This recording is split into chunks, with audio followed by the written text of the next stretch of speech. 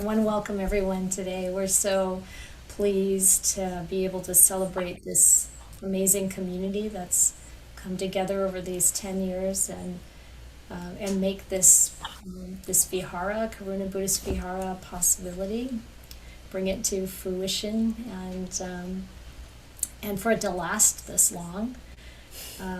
We really are so deeply, what do I want to say, grateful and kind of in awe of the power of sharing the Dhamma and sharing it together as a fourfold assembly. And we're really fortunate today to have representatives of the fourfold assembly here with us. You'll probably see a few faces coming and going if you check out the gallery view. I see Ajahn Kovilo. Thank you for joining us, Ajahn. And Sister Kemanandi's here. Sister Kemanandi. Oh, yeah. Thank you for coming. It's great. Or venerable. We've started thinking that just call everybody in robes venerable. It makes it so much easier. and respectable too. And we want to just just for anyone who's coming on new, I'm Santusika Bhikkhuni, and my dear friend and co-abbess.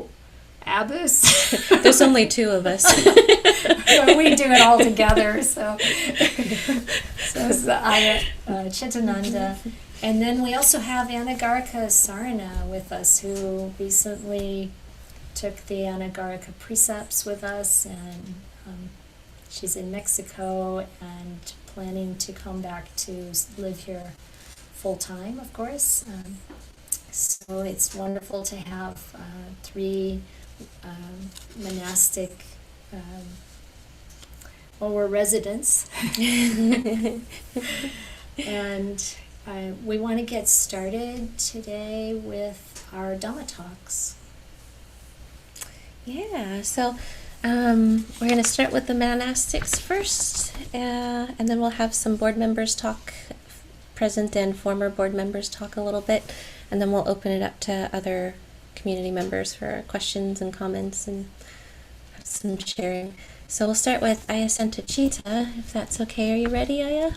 She's over in Austria. She's been supporting the Vihara since its inception, and she's always been very supportive of both of us as one of our official advisors. And she's always been like a very good friend, helping us spread the Dhamma, set up different teachings, and yeah, just been very supportive. So please go ahead, Ayya. Hello. Can you hear me now? Yes. Yes. Then I'm in Austria and it's quite late here. It's past 11 o'clock, so I'm not gonna give like a long Dhamma talk. I'm quite a bit tired. But it's very lovely to see Anagarika Sarana because I've never seen you yet. You look very sweet. And I remember how Ajahn Sumedha was always saying, you look like an angel, when people just became Anagarikas. You really look like one. Very sweet. Nice to see you. And also nice to see others, like Ayya Chanda is here in England. Are you in England? To mention, she's right here. She's right here. Oh, look! Oh, you're here. She's here. Sorry, Chanda. Like I forgot to even mention her. Well, we've been telling people that she's coming. She's going to be here for the day, and so of course the day gets here and we forget to.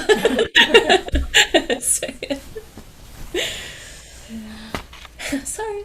Okay. Please go ahead. You don't fit all onto one screen, huh? No.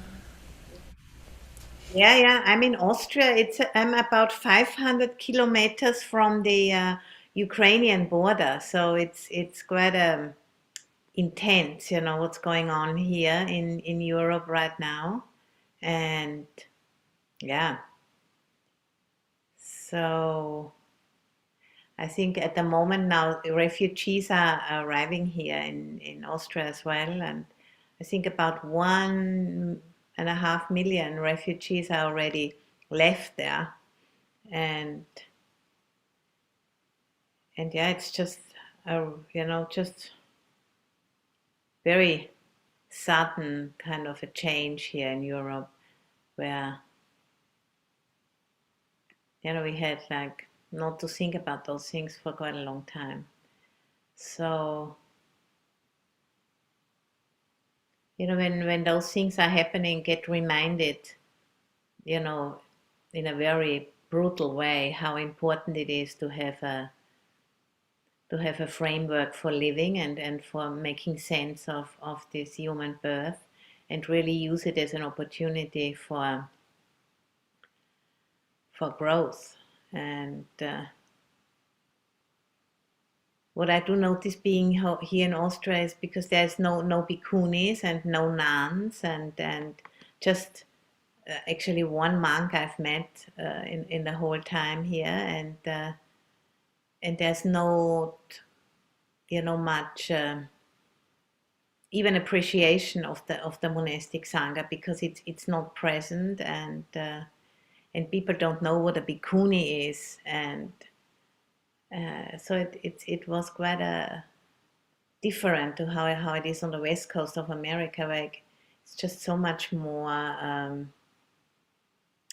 interested and much more progressive than here.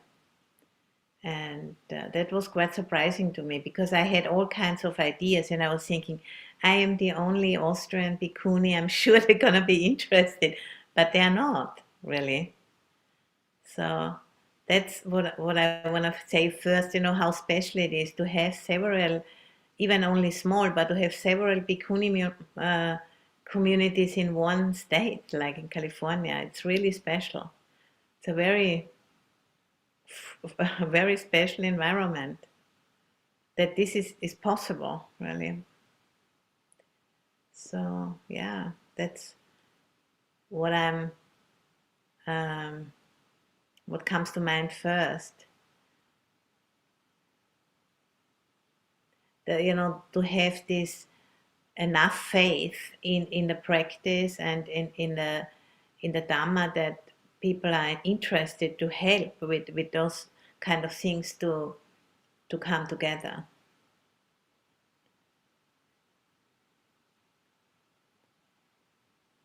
And about in 2009, when or 2008, when we came for the first time to California, it was actually Anagarika Santusika at that point. She was not a nun yet, and Ayana Bodhi and myself. That's how we came here for the first time and spent, I think, 6 weeks, and so much has happened since then. And the Bhikkhuni Sangha is still not very established, but compared with how it was then, a lot has happened. And all of you here, or many of you here on this at this meeting, have been a part of that. And now, since I've been away, I'm now away almost more than 7 months. I appreciate much more that that willingness and the sense of vision people must have had to make that possible. And also the nuns, have had the strength of mind and heart and body, to actually keep on going against all odds. And now Aloka Vihara has had its 10th anniversary 2019, and now Karuna Buddhist Vihara follows suit with their 10th anniversary. So that's a really wonderful thing, because Buddha has always spoken about the fourthfold Sangha and said, as long as there is not the fourthfold Sangha in a country, Buddhism can't be considered to really have arrived. So in Austria, it's standing on 3 legs only, and they don't even know about it because that hasn't been really widely made known, actually. Yeah. So, I want to thank Ayya Santusika and Ayya Chitananda for having had that strength of intention and also mind and heart that this Karuna Buddhist Vihara now is really in existence and has its 10th anniversary. So, I'd like to really remind all of us that this is quite a special thing. And how the voices of women are really very important, I think, in this time where now there's so much confusion about how to make this life on this planet sustainable. Even, it's quite clear what needs to be done, but there's so much confusion about how to make that happen. And I think women have a lot to contribute to that. And still, we have to really fight against a lot of forces who are still not interested to have that kind of voice.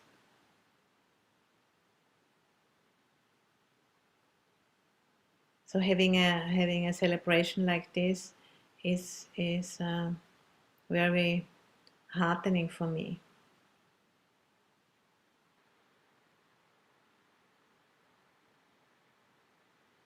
Yeah. So I think I'm going to stop here and thank you so much for inviting me, Ayya Santusika and Ayya Chitananda. And I see you soon. We're looking forward to you coming back, Aya. Yeah. And we're really appreciative of your willingness to come to the meeting, even though it's nearly midnight in Austria. Yeah. So thank you for that. I'm not gonna stay because I'm staying a little bit until I'm really too tired, and then I'm going to Yeah, we leave. understand. Yes, and we take your words to heart. It certainly is important to apply the Dhamma to all the changes that are happening in our world, and be conscientious about that. Yeah, thank you. Thank you. Thank you for your friendship and your support for all these years. Thank you also for your friendship and support too. Thank you. And also on behalf of the other sisters of Aloka Vihara Forest Monastery, they are at the moment in winter retreat. Yeah. Yeah, thank you. Yeah.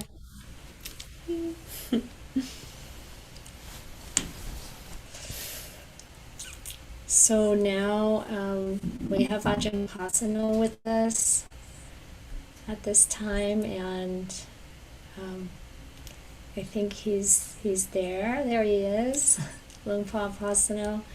No, I met Ajahn Pasano a very long time ago in, I think the kind of mid to late 1990s in the San Francisco airport parking lot. And I have to say, it kind of changed my life.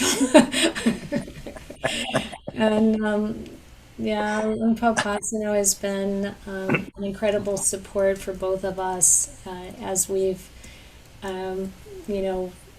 discovered our interests or calling, you might say, to the holy life. And we, both of us, Ayya Chitananda and I, have had the blessing of spending quite a lot of time at Abhayagiri and benefiting from the vibrant and sincere community there. And and the really rock solid, ongoing kind of encouragement to follow this path. So thank you, Lumpo. Thank you for coming. Yes, well, I'm very happy to join. I assume that the sound is a bit better now. Okay, yeah, okay. It was worse. I was in a different space, and just as the beginning the meeting, and I thought, nah, it's too echoey. This is not going to be good. So I bailed, and I'm still scrambling for an extension cord, but I couldn't find one. But anyway, that's the nature of uncertainty, and you just sort of pull it together and make do with what you got. So that's a theme of, okay, 10 years of scrambling and making do with what you got, and then and that's how monasteries get established, and that's certainly how Abhayagiri got established. We've been here for 25 years now, and sometimes people think that it's very very well organized and very so. But I know what it was like to establish it. I know that you just keep doing that. You keep scrambling and making do as best you can, and trying to live the Dhamma in as skillful way as possible, and that's the nature of human existence, really. I mean, nobody really knows what they're doing, and but of course we do have these teachings, and we do have these traditions that give us templates, and it's incredibly useful to be able to rely on the teaching, the training, the templates that we have, in order to see what works, what might be useful, what might be beneficial, and certainly for yourselves, you began by, I think, responding to an interest on your own part, but also on the part of people in the Bay Area, and that's when there is a sincere interest and then a sincere response, then things happen, and certainly that's is brought you to being able to celebrate a 10-year anniversary of Karuna Buddhist Vihara, and there's been a few incarnations of the Vihara, and that's as it should be, and now you're putting roots down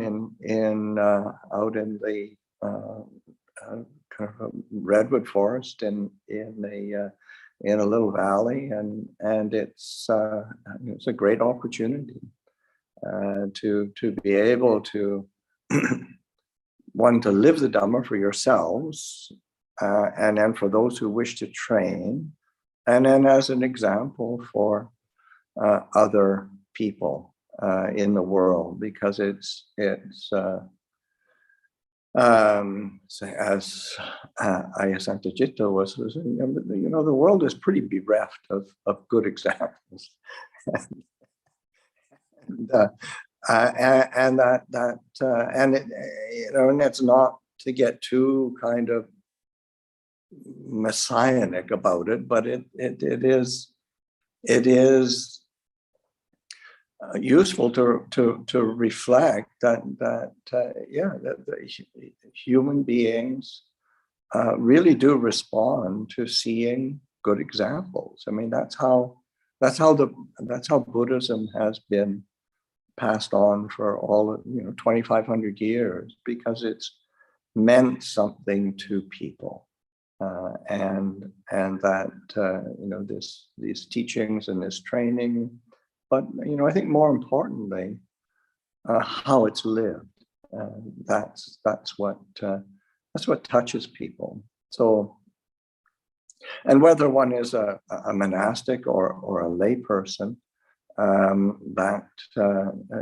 we live our lives. So that, say, 10 years of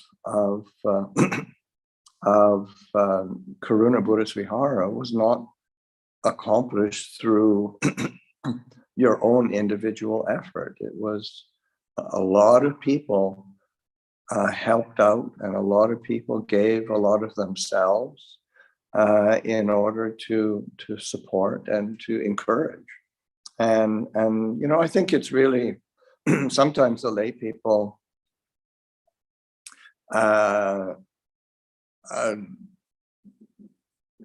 say look to the monastics all the time, but also it's easy to overlook how, for the lay people, I think, to overlook how important their lives are as examples to us, because our own commitment to living the holy life and to committing to teaching is based on the fact that you realize, people do appreciate this, people do benefit from this, people do want to see this happen, and certainly the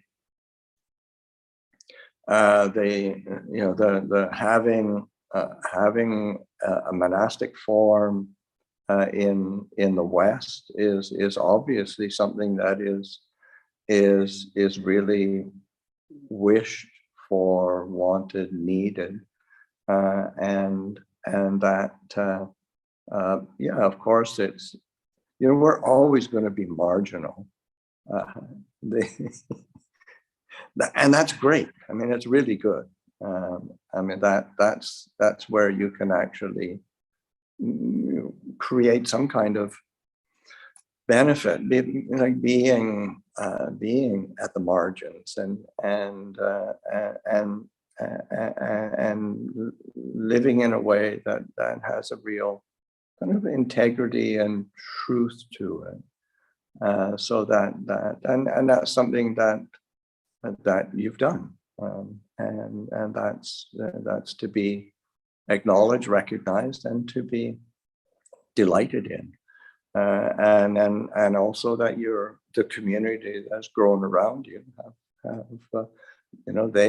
those are the values that they see and that they want to live by as well. So that's something to for all of us to be reflecting on and recognizing that here we are in this human condition, and what are we going to do? And it's and you can, and there's lots of people who can moan and complain about it, but that and there's lots to complain about, but it's not really useful, and it doesn't really uplift the heart, and to be able to turn our attention to this living the aspects of it's kind of like it's almost, how do you say, trite or mundane, in the sense of saying, we're living a life of sila, samadhi, panya, because it sounds so ordinary. But then you reflect on it and you realize, well, actually, it's incredibly transformational to come back to those roots and to be really solidly established in those roots of how we live our life, with a life of integrity and moral virtue, and that commitment to being aware and mindful, present, putting forth effort for the increase of the wholesome and the decrease of the unwholesome.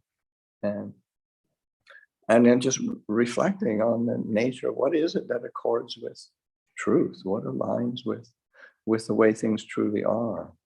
And again, on a certain level, that's like the way things truly are is like Buddhist jargon. And it doesn't really mean that much. But when you start reflecting on it, well, no, actually, it means a lot, because we tend to live from our projections of desire, projections of fear, projections of anxiety, projections of ill will and aversion, and that's not really how things truly are.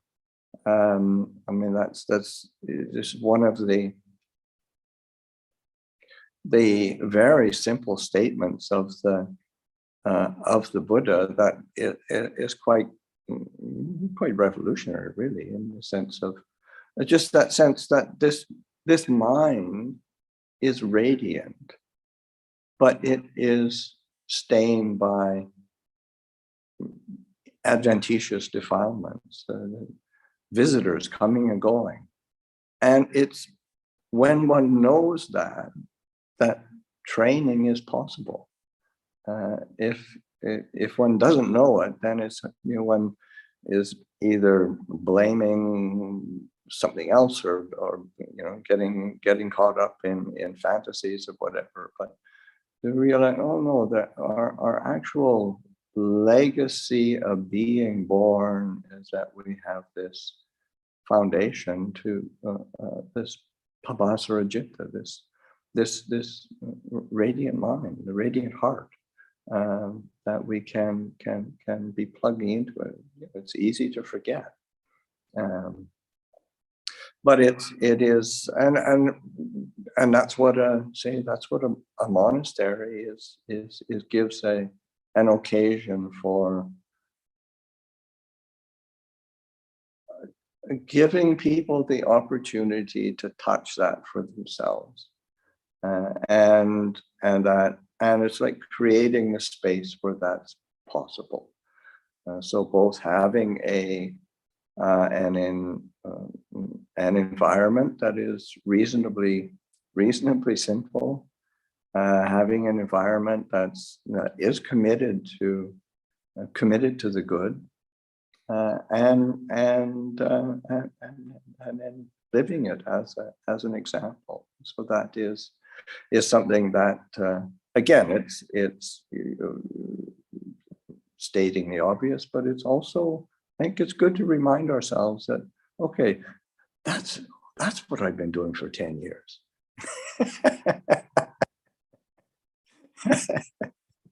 And that's really delightful. So it's and to be able to share that with others and give people the opportunity to for them to plug in for however many more 10 years, 20 years, however, and that is it's a gift that we can give. And I think that's as when I first became interested in Buddhism, which is like 50 years ago, there was no such thing as monasteries or that I knew of, and places of practice. I mean, I didn't even know about. I wanted to find out about meditation, but I couldn't, and I didn't find any place that where I could learn about meditation. Granted, I did grow up in Canada, but it's not that much of a backwater.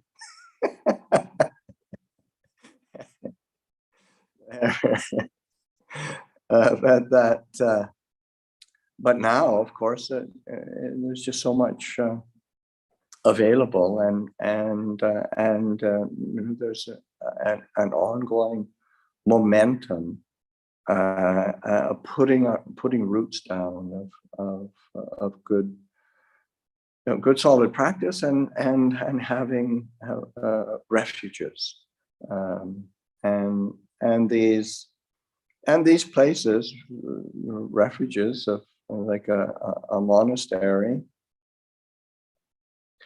like Karuna Buddhist Vihara. These take work, and people. I encourage everybody to help out, especially now. I mean, it's been a weird couple of years for everybody, but the with things starting to look like it's shifting, and the opportunity for more gathering and more social contact. Really encourage people to, if you live in the Bay Area or even further afield, then get to Karuna Buddhist Vihara and help out.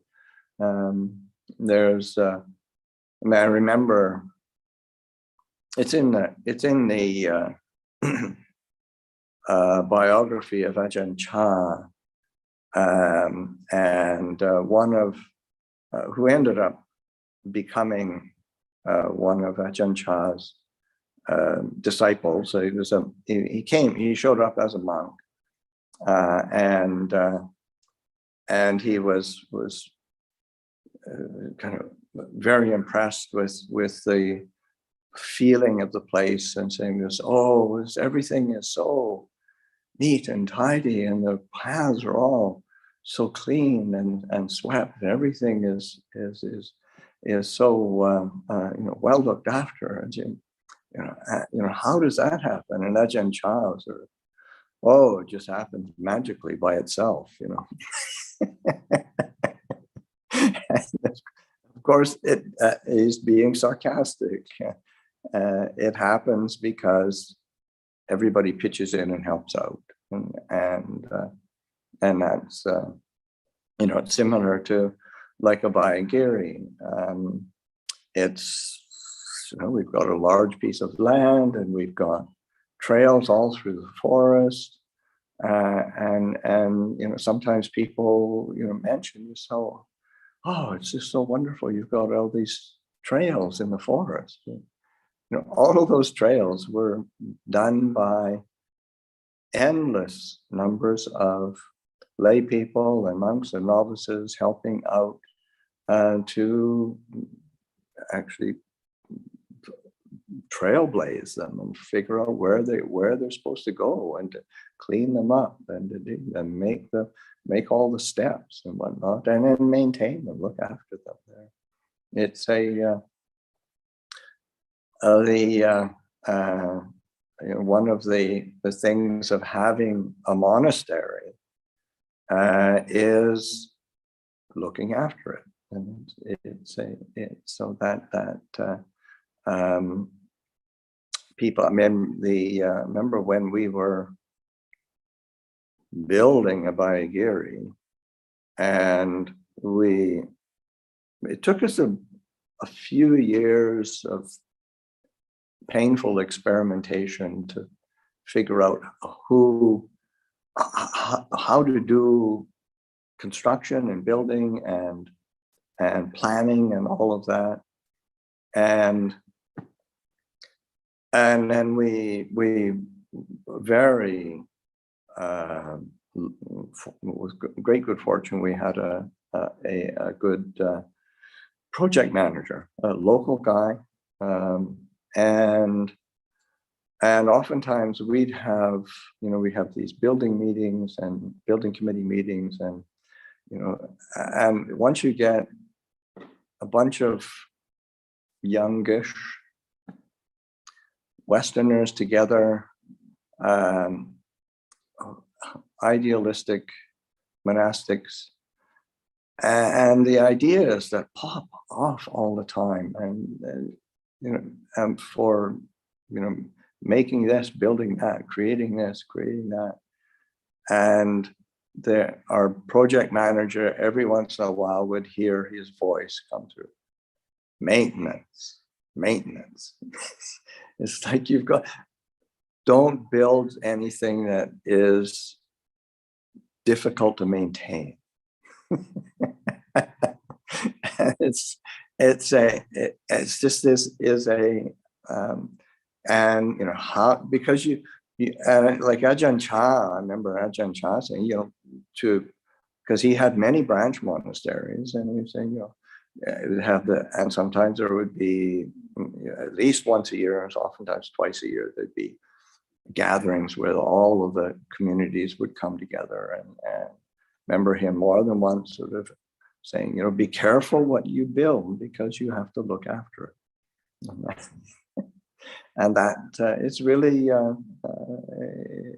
it helps us maintain that simplicity, and then also recognizing that in order to maintain that, then it relies on the involvement of a large numbers of the lay community in direct and indirect ways, and so that being able to pay attention to those sort of things, because I know that I think April, you're planning to come up and take a look at some of the plans for kuti construction and whatnot. It's great, and you'll get to see things like that. But those are things that when we're building anything, it's not just building physical structures. We're building, and the main thing is building community, and so that building your own community, and your start from the core of the two of you is the core of the community, just looking after each other really well. And then as trainees start to come, and there's people lined up already, I know, and then that building of community, and similarly as the expanding nature of the community, your board and the people who are close, and then the people in the nearby area that plug in, and so that these different kind of concentric circles of community that we rely on, and it requires a nurturing and caring, so that paying attention to the things that help to build community, because that's, in the end, that's what nourishes us as monastics and religious seekers is community. And that by being able to attend to that, then we also nourish our own. Our holy life is maintained and flourishes through that, and so it's being able to attend to those things. And of course, the fact that you're from the seed of an idea that maybe do something like Santusika, maybe, to having a 10th anniversary is a testament to the attending to those qualities, and so that to be able to, sometimes it's helpful to keep reminding yourself of things that are foundational to both your own holy life and what's important to others around you, and so that because as monastics, we are, oftentimes people think that we're, they're living in a monastery, you get to live by yourself and just sort of float on clouds of bliss all the time. And people who think like that have never been in a monastery. So that, but it's easy to sort of project that, oh gosh, I see this incredibly idyllic life. But it's this is a very human life, and the Buddha was very aware of that. And I think that when we reflect on the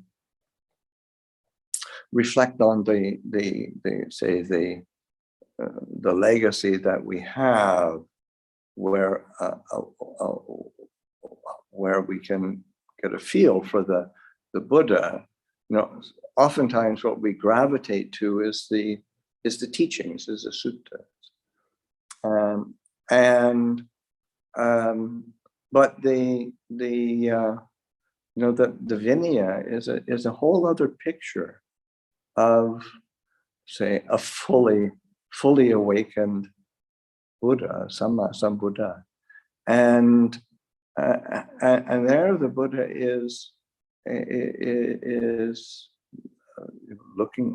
having to deal with the practicalities of human beings living together, and just the incredible patience of the Buddha to, here he is fully awakened and completely purified, and the monks and nuns are just still doing all these stupid things. So that, and the Buddha, figuring out ways how to set up a training that can help us as human beings and give us the opportunity to really lay a solid foundation for clarity and peace. So that I think as this is a gathering together of your community, and it's a 10th anniversary, and it's really important to just to really delight in that, and then to for the whole community to be thinking of, okay, how can I be of support? How can I be encouraging for you all, and for to manifesting a vision of a place of a spiritual sanctuary, and this is if we say, like, when we for Abhayagiri, our namesake is Abhaya, Giri, it's a fearless mountain, or a place of security and safety. That's living up to our namesake. Karuna Buddhist Vihara is the namesake is compassion, and to creating a space where people come in and feel that sense of they're being held in a compassionate sphere of attention, and that everybody's trying to pick that up as a theme and live that. So I'd just like to encourage everyone to help out, do what you can, and to delight in this occasion. So thank you.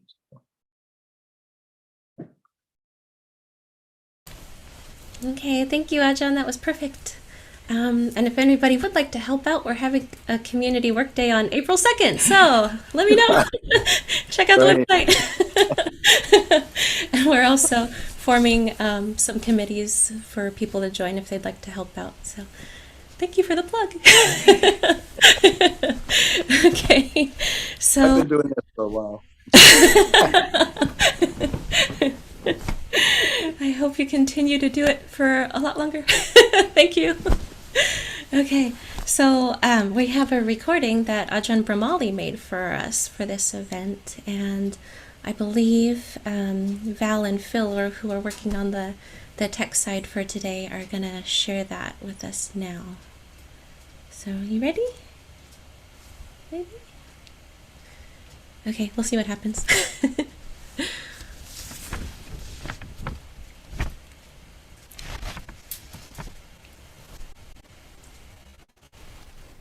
Here we go. Australia, wishing you all the very best for your 10-year anniversary in California, in what is it, close to San Jose or something in California?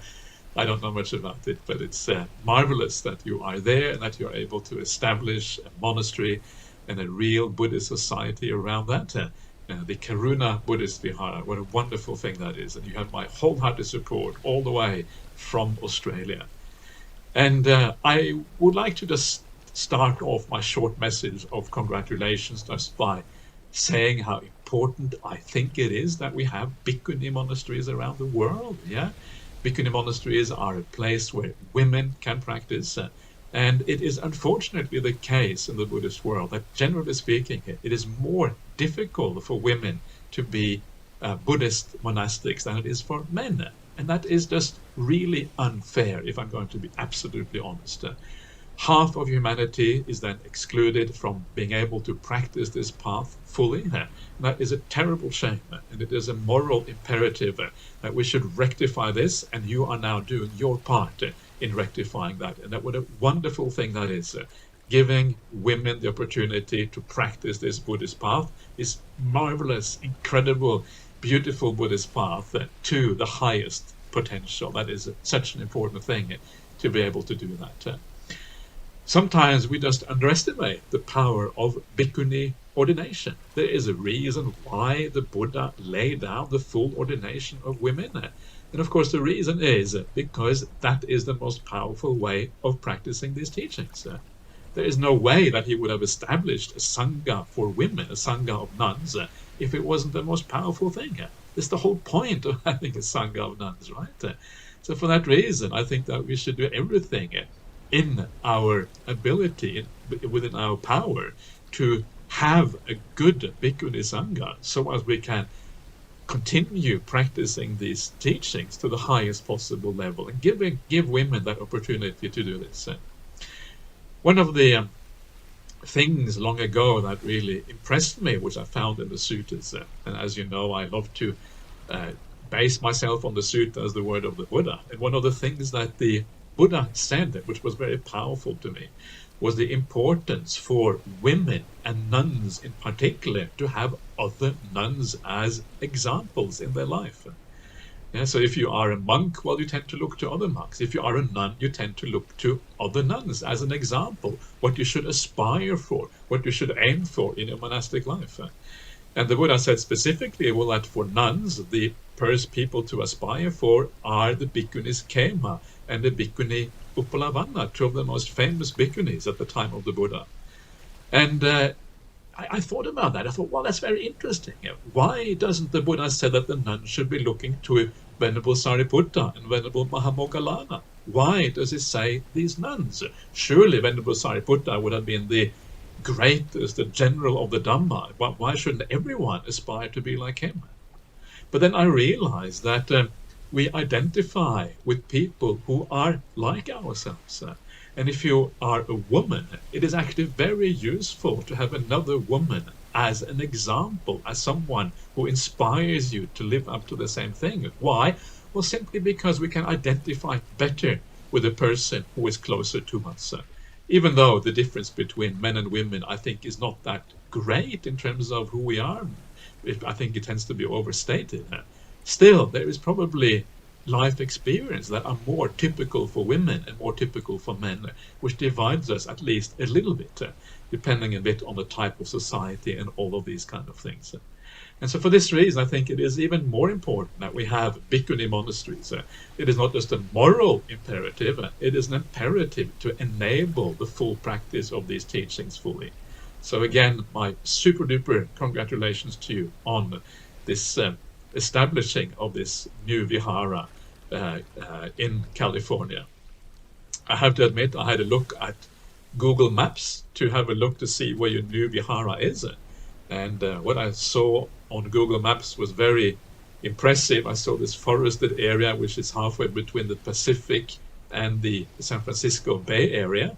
And it looked beautiful. It looked exactly what you require for a beautiful forest monastery. A place of seclusion, a place which is away from civilization, a place where you can practice these teachings fully, a place where you can deepen your meditation to include samadhi and the deep meditations that are required for the full insight into these teachings. Where does it happen? It happens in secluded places.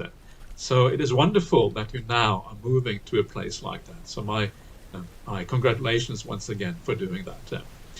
One of the things that inspires me about the way you are practicing is that you are focusing so much on the word of the Buddha.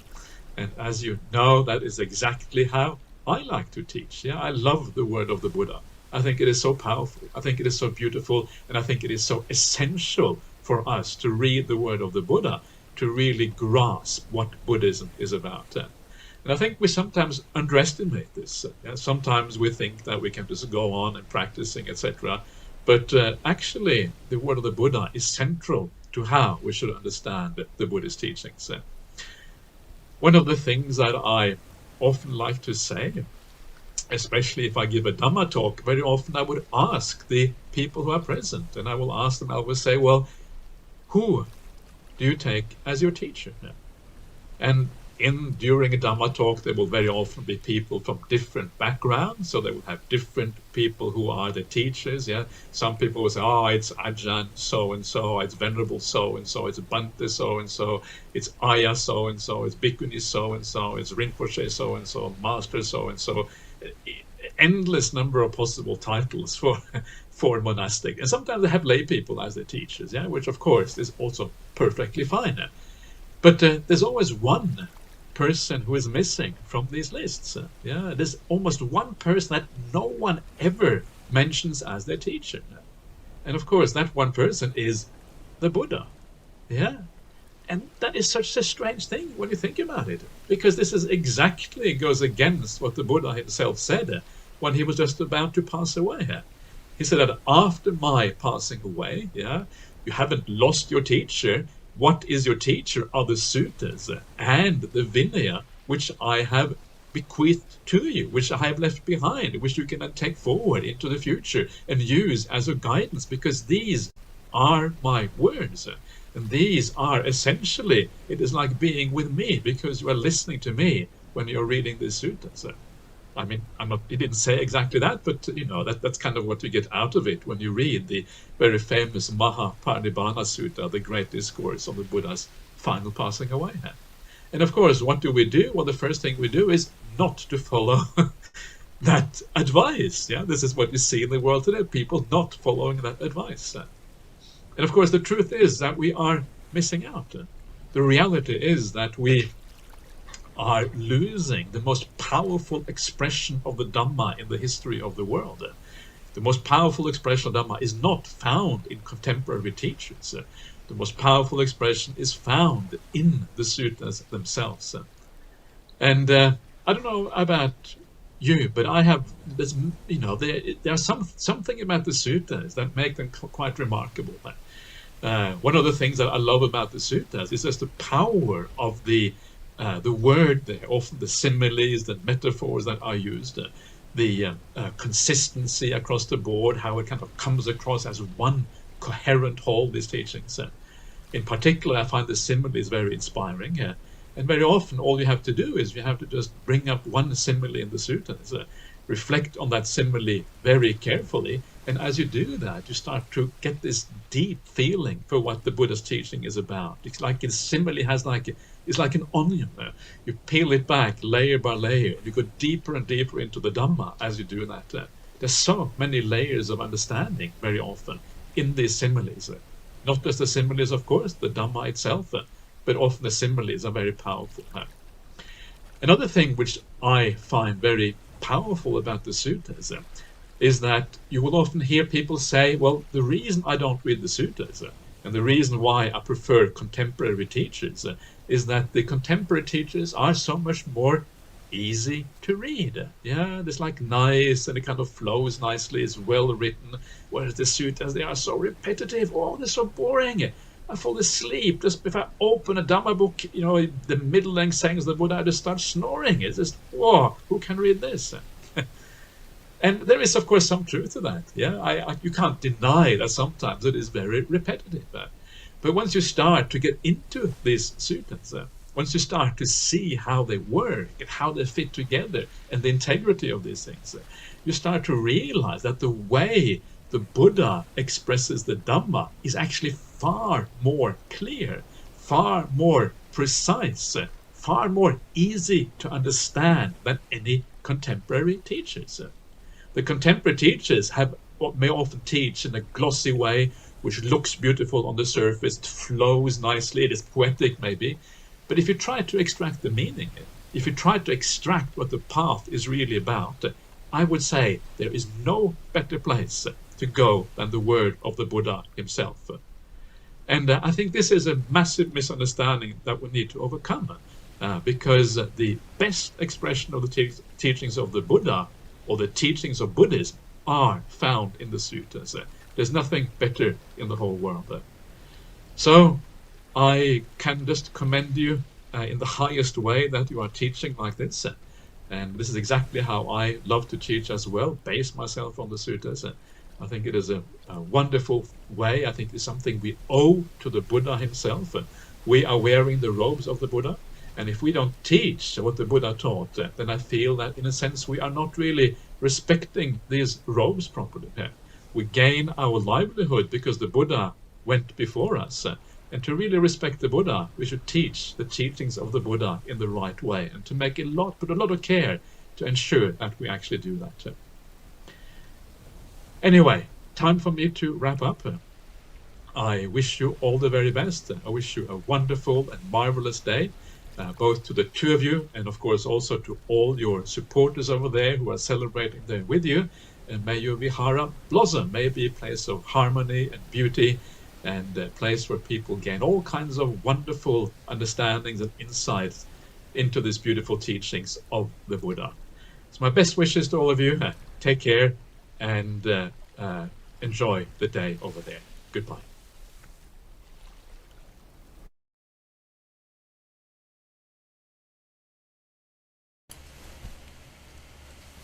We very much appreciate Ajahn Brahmali's willingness to record that and send it to us, and we really appreciate the encouragement to continue teaching from the suttas, and it certainly gives a deep sense of clarity and groundedness.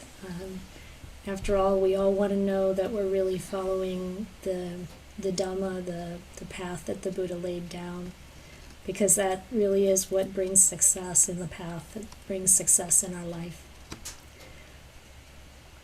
So now we're going to turn to some of our board members, past and present. And we want to begin by asking Jamila Gunawarina to share some thoughts with us. Jamila is our president of the board, and he's been our president for the full 10 years, which has been such a supportive rock. And we are so delighted to have this really steady and harmonious kind of president, but also the leader of the board, which has been very harmonious, and really a shared vision among all of us to establish and to continue to nurture Karuna Buddhist Vihara. So thank you, Jamila. Happy anniversary. Thank you. And the first thing I want to say is really to echo what Ajahn Pasano said in terms of his thoughts on community, right? Because for me, that's really what allows us to thrive, enable our ability to all work together, to all come together from different walks of life, different orientations, places, genders, age, all of it, and come together in the same spirit of what can we share, what can we contribute, what can we take from this whole collective experience. So that's always been something I've deeply appreciated from everybody that I've interacted with through the monastery. And for me personally, I just want to share some of the thoughts from the very start, right? Which is, about 11 years ago, I got a call from my mom, and my mom and dad are devoutly Buddhist. And I was raised Buddhist. I'm from Sri Lanka, right? So we have a strong Buddhist community in the Sri Lankan community. And I probably made a pretty significant impact on the Sri Lankan Dhanas, probably when I was around 7 or so, or 8 or so, because one time a fairly venerable senior monastic, a Sri Lankan monk, called me over when I was very young and said, "Jamila, how do you like these dhanes?" And I said, "Oh, they're terrible." And he said, "What? How can that be?" I said, "Well, what happens is the monks show up, and then there's a chanting and a prayer. And then there's some food is offered, and then there's a chanting and a prayer. And then the monks eat, and then there's a chanting and a prayer. And then we get the chance to take the food, but then again, there's a chanting and a prayer. And for me, that's a lot." And then, and then the monk looked at me and he said, "You're right."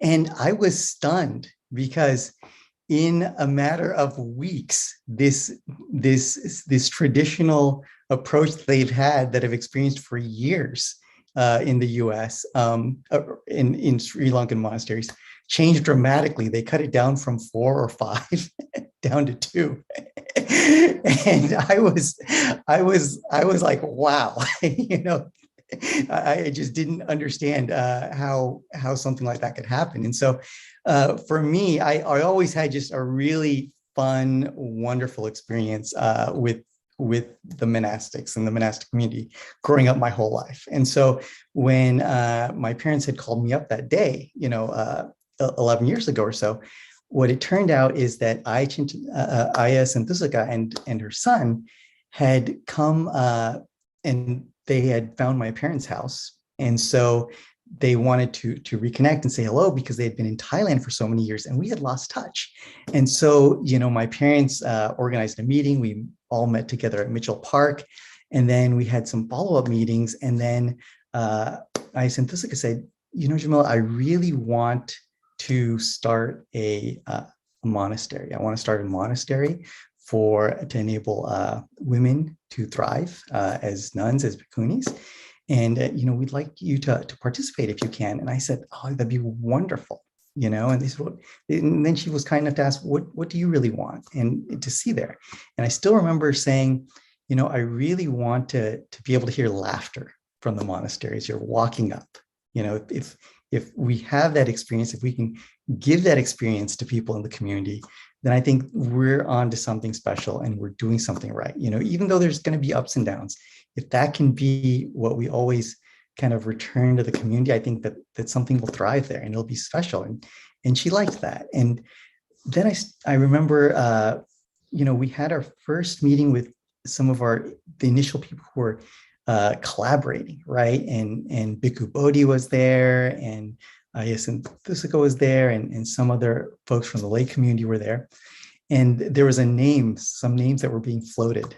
And so Karuna was the name that Bhikkhu Bodhi and Santusaka were gravitating to. But then there was some conversation that said, well, should we call it Compassion Monastery? Just have the English translation of Karuna.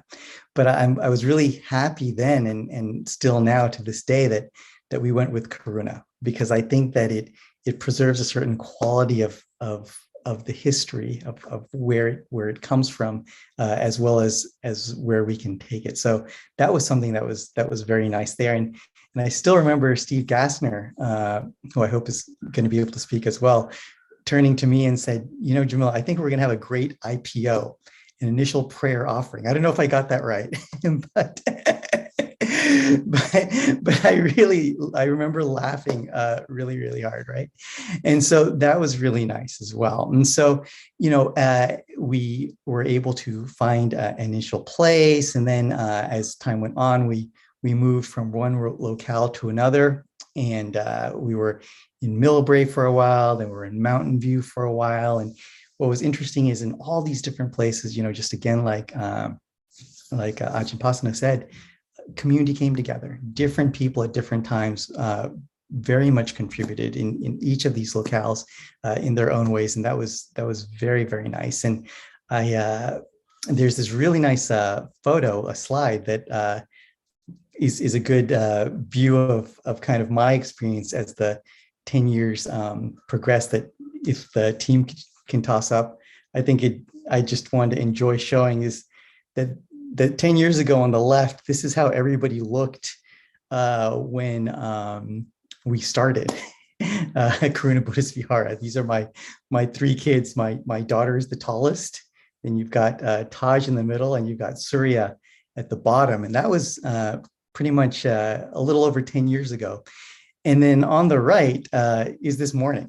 So you see it's a slightly different heights there, right? So Taj at that point was a little bit about my belly button. Now he's 6'2", a few inches taller than me. And what was nice about this photo is it's pretty hard for me as a dad to get the kids to do anything, right? I get a lot of conversations and a lot of things, but I said, you know, this photo is for Karuna Buddhist Vihara. I want to show it today.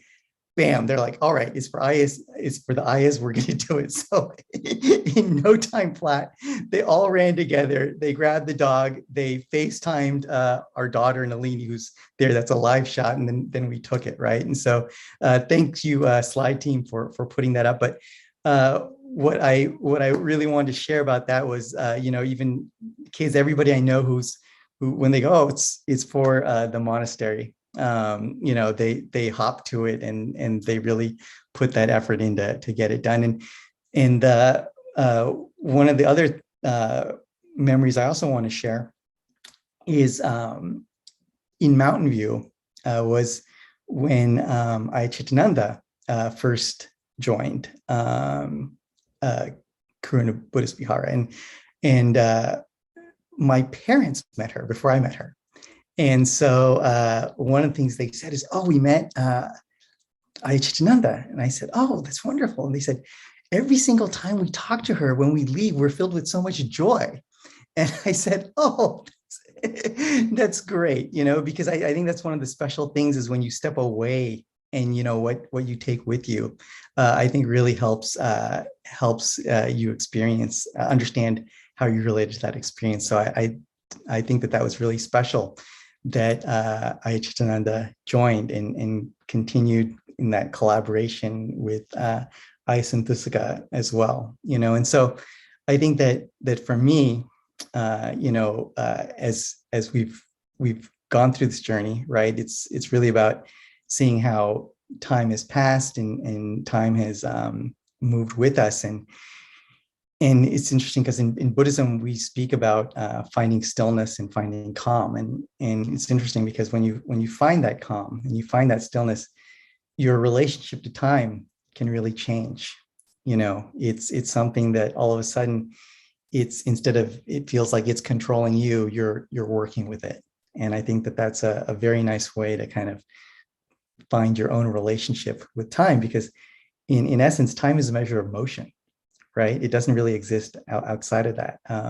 So once you can understand how stillness can allow you to work with time in a very specific and way to navigate it, I think it's a nice way for all of us to be able to kind of conduct our lives. But you know, for me, it's been a pleasure and a privilege to work with Karuna Buddhist Vihara, to participate on the board, meet all these wonderful people from all walks of life, and really say thank you more than anything else. So thank you all very much.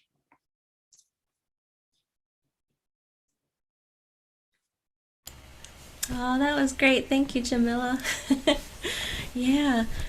So next we have Philip. He's going to speak. He's our current treasurer and has been for a few years now.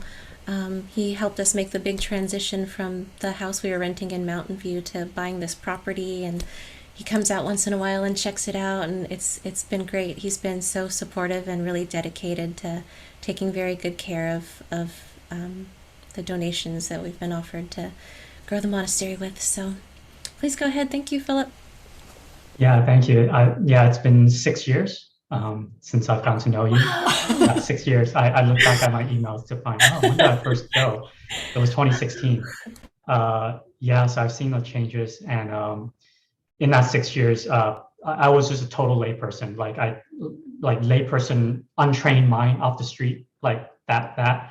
And I was just lucky enough to like Google Theravada Monastery, and like that was the first hit. I showed up in Mountain View, and right there, like I don't know how many other lay people have this experience, but you may have kind of like dabbled in other traditions or like looked in different places, but never quite like click. But when I showed up at KBV, like it clicked. Like that was it. Like even though I'd never done any devotional stuff, I'd only done like lay meditation, but I wanted to know more. When I showed up, I knew, okay, yeah, okay, all right. And you know, when you first start out, again, I don't know how it is for other lay people, when you first start out, there's still kind of like conceptual things. There may be kind of like a very intuitive feeling like, okay, there's something here, I want to keep going. But the conceptual things you read on like Wikipedia or you read the sutras on your own, it doesn't really quite connect. But then as I kept doing the sutta study, and again, all the lay people here who know KBV style, you know, like it's unique, right? Like you do the suttas, and then there's the devotional part, but then there's also the direct conversations, which, you know, that's where when people say you need a teacher, but then you say, oh, I can read. I mean, I'm an intelligent person. Why do I need a teacher? No, you need a teacher. Like you see the value of that, right? And then eventually you get to the point where you're like, oh, those conceptual things in Wikipedia, like, oh, I'm doing the Eightfold Path. Oh, that's what it means. Like eventually it starts clicking. And I think a lot of other lay people, like you see that in that relationship. Hopefully you start growing your faith you start understanding what faith is for yourself. And that relationship that when I had other friends who have been spiritual, and I was envious of like they have a relationship with their spiritual growth. Like, you know, sometimes it goes well and it's like, oh yeah, I want to share like this thing that I learned. And other times it's hard. It's like, oh, why am I still suffering? Like why, like I have so many years practicing and I'm still suffering. That relationship, you know, that's I was envious of that. And it's great to have that for myself as well. Even though it's like it's not always, oh, I want to go from point A to point B, but then it ends up being like A, G, T, S, and then B. Like you can appreciate getting there. But the thing that I wanted to share more for maybe the lay people here who are either new or have just been to a few of our programs is just that appreciation. Like myself, I've seen the growth in 6 years. And the things that I've seen behind the scenes, having seen the Vihara at 3 out of the 4 locations that it's been at, and through all the change, like I've seen the housing challenges, the transportation challenges, the flaky internet, the no water, just how Santa Chitta and Chittananda just persistently try to apply the Dhamma to everything that they do. And the power of that example, like always trying their best to not act out of fear or anxiety or, you know, obviously greed and aversion, like they don't do that. And just seeing like, because we don't hear about courage in Dhamma very often, but you see aspects of how it comes up, like courage, right? Courage is, you don't, just when you try to follow the path, things are going to come up, right? Like a difficult conversation or like a business transaction, you don't know how it's going to come out. You don't know how it's going to turn out. Like maybe a difficult person, like communication challenges. It takes courage to like do it in a way that comes from a good place, but to be straightforward and to just again, like really taking what the Dhamma teaches and applying it. And that powerful example is has been very good for me. And the other thing that I appreciate is just somehow this, even though it's a very traditional practice, very traditional teachings, and really trying to impart the early Buddhism teachings to the lay people, somehow it's felt fresh all the time. Like it always feels fresh. And I feel like even after 10 years, I think this fledgling Bhikkhuni community is just getting started. And I feel very privileged to experience the growth with you. So thank you again for letting me be a part of it. Sadhu. Sadhu. Thank you, Philip. That was lovely. We're sitting over here with Ayachand, and he's like, "Oh, this is amazing. My people need to hear this. It's amazing." That was great. Thank you. Yeah, so we want to also include some of the board members from the past who have been amazingly, enormously helpful. And the next person we'd like to invite to speak is Val Lightner. She's today behind the scenes making sure this whole program runs. And she also has done that for the Katinas. She was on the board for quite a while, and she's here today to talk to us. Thank you, Val. Thank you, Aya Santusika. I started practicing Buddhism in the summer of 2019. I had one book. Can everyone hear me? Okay, great. I had one book, access to some audio recordings, and a lot of preconceived but slightly off the mark ideas. I soon realized that I needed a teacher because I was totally lost and confused. I started searching on the internet, and I was so excited and happy when I discovered Karuna Buddhist Vihara, 2 Buddhist nuns only half an hour away from my house. I remember I was so nervous the first time that I went to a Wednesday night sutta study, but very soon I was helping out, driving Aya Santusika and Aya Chittananda all over the Bay Area, including to the piece of property that would soon become the KBV Hermitage. So beautiful and remote, the perfect place for retreats. In the winter, I became a board member, and we were spending a lot of time looking for new commercial property for the KBV Meditation Center. Then on March 16, 2020, our region of the United States became the first to lock down due to COVID. In what seemed like a heartbeat, so many of our lives were turned upside down, but KBV quickly adapted, and the nuns began offering their teachings on Zoom. The Ayahs settled into living permanently at the Hermitage. As the months went on, some people stopped attending the Zoom meetings, but new people always came. First from Portland and the Pacific Northwest, then Mexico, and the East Coast of the US, Europe, and beyond. And I don't want to forget the people who can't join us live on Zoom due to time zone issues, but they watch our recordings on YouTube. The Ayahs have always been there, teaching, guiding, and sharing the Dhamma.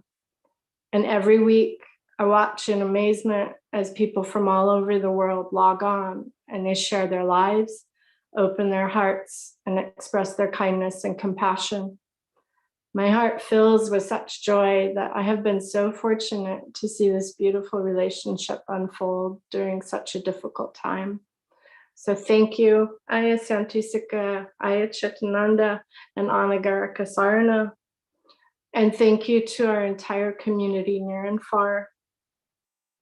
Happy 10th anniversary to Karuna Buddhist Vihara. Oh, thank you, Val. That was great too.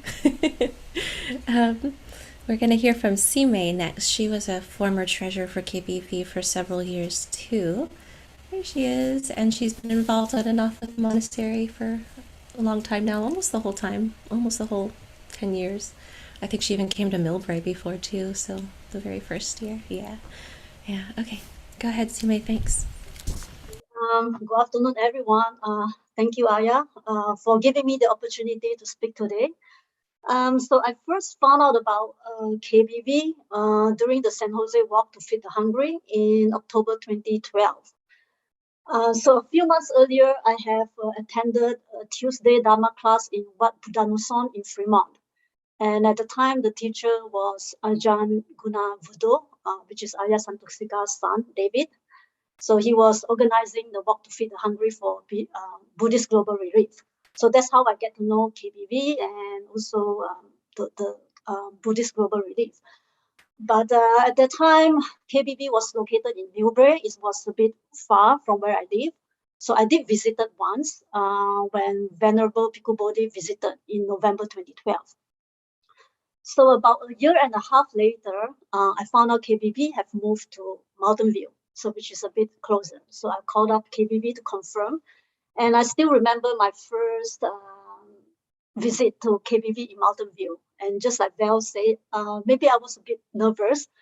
It was a Tuesday after Memorial Weekend in 2014. I think because it was just past the long weekend and KBV has just moved to Mountain View, I was the only one who showed up for the Sutta study on Tuesday. In the sense, it was good because Aya get to know me a lot more, and I feel more comfortable, speaking with Aya. And so that occasion to me is very significant and special and memorable because it was really my first time meditating with a Theravada Buddhist nun. And that day I get Aya all by myself, all to myself. So as the years goes, KBV community started to grow, and I also started to to drive Aya Santoshika and Aya Chittananda to various teaching places. And throughout those years of listening and spending time with the Ayas, I really have benefited and have made progress in my Dhamma practice. I think I didn't tell Aya much, but it really helped me. And I also get to know many spiritual friends, and I have many fond memories, with them.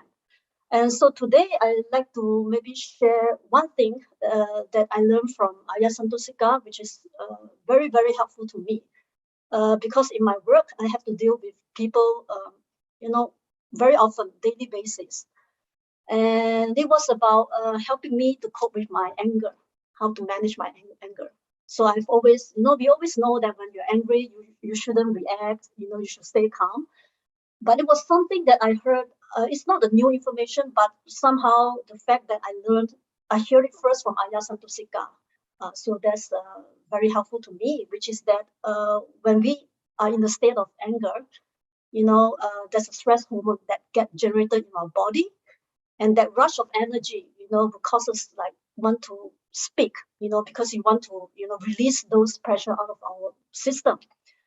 So it's good to know, I learned this from Aya Santoshika's talk, that, this is something normal and we just need to wait for this stress hormone to be flushed out from our body. It will take some time. So knowing this fact, it really helped me to manage my anger when I feel frustration. Don't try to, react so rashly, just stay with the feeling and know that it will subside after a while. So, yeah, thank you, Aya Santoshika. I do learn a lot of things from you, but that's one thing that has really helped me again and again in my daily life when I'm dealing with people. Yeah. And also the other thing I learned from Aya Santoshika is about when we are in the argument, because it really helped me when I try to communicate problems with with people I interact with, especially my husband, which is to tell them how you feel. Because by telling them how you feel, you will always be right, so that they can also understand how you feel. So that is very, very helpful. So thank you, Aya. So I think these two things to me just very helpful in my daily life and also in my practice. And so yeah, and one thing, okay, so the next thing is about Ayya Chittananda then. So on the 3rd anniversary of KBV, which is March 8, 2015, so that's the Ayya Chittananda's ordination for Anagarika. And it's a very significant and important event, as Jamila mentioned, because by having Ayya Chittanandas in the board, it really helped in the growth of KBV and also the direction of KBV. So with her support and suggestions in planning and coordinating all the KBV activities, it really helped significantly. So thank you, Ayya Chittananda. It's very helpful when you join the KBV board. And as for Anagarika Sarana, I'd like to congratulate you for joining KBV. I watched your ordination video. I couldn't join, in the live event, but I watched it, and your parents are very lovely. And it's good to see the support you get from your friends and family. And I hope we can meet in person someday.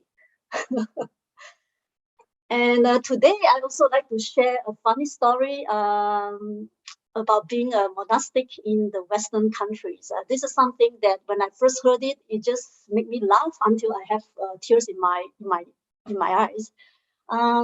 It was about Ayya Santusika's experience being out and also riding a BART train during Halloween.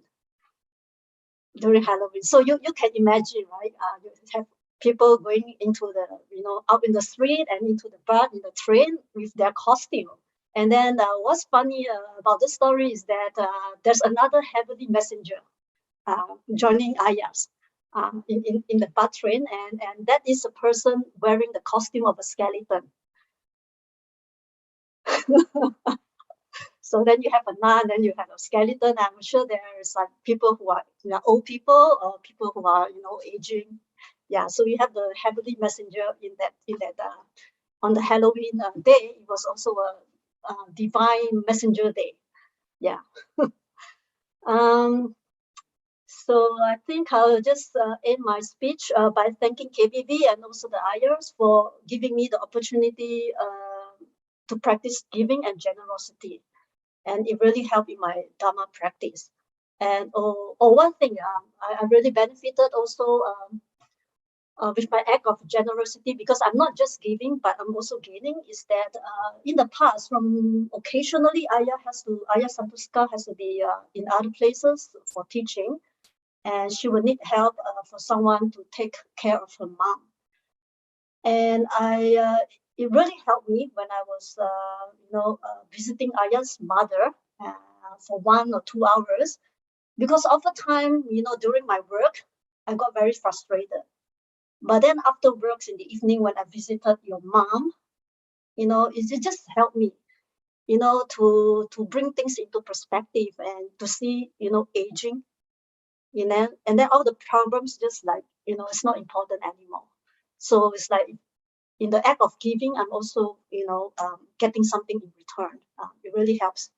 So thank you, Ayya. So finally, yeah, it made me smile whenever I see that beautiful statue behind the 2 Ayyas. I'm so glad because, I felt like I will always have a connection with KBV because of the statue. And I'm so glad to have the opportunity to help bring that statue from Malaysia to KBV. Yeah. So thank you, Ayya. Happy 10th anniversary. Yep. Thank you so much, Sime. It has been a very interesting 10 years knowing you and all the different ways that you have helped and participated. My mom loved having you come over. That was great. And I haven't, many of you probably don't know the story of the statue, but we found the picture of this statue online, and we Ayya Chittananda's mother wanted to fundraise to get a statue, and we said, well, that's really the one we would like to have, but we don't know where it is. We don't know how to find it. And Ayya Chittananda and I happened to go to Sri Lanka on pilgrimage, and there in the Kandy Buddhist Museum, a picture of this statue was on the wall in the Malaysian room. And it said that it was poured in Butterworth, Penang. And so we had a clue. And we turned it over to Sime. And she watched, like, I don't know how many videos of Bante Hai in Malaysia. And she saw the statue in the background where he was teaching at a place. She calls up the place to find out where they got the statue. And of course, it's at the Meow Limited store. There's rows of them. You know, and it was just wonderful. It was wonderful. And your sister got involved. And then the statue came to Mountain View. Thank you, Sime. Thank you for all your help. Every time someone admires it, we're like, oh yeah, Sime got that. And a lot of them are like, oh yeah, Sime. Yeah, thank you. So next up, you've already heard him mentioned a couple of times, Steve Gassner really started helping KBV before KBV existed. I don't know if we could give him midwife status, but it's close. So welcome, Steve.